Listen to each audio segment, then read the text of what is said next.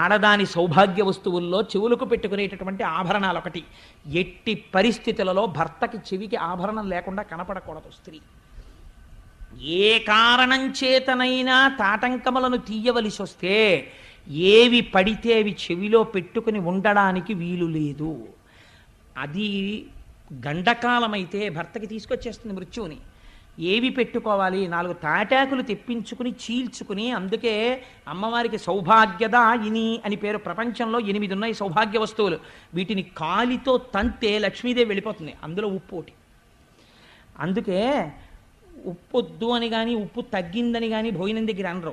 భోజనం అయిపోయిన తర్వాత చెప్తారు ఉప్పు తగ్గిందని. అందుకే ఉప్పు తగ్గిందని ఉప్పు లేదని అనకూడదు కాబట్టి ఉప్పు చివర వేసి వదిలేస్తారు తప్పించి. ఉప్పు అంత మంగళ వస్తువు తెలుసా అండి.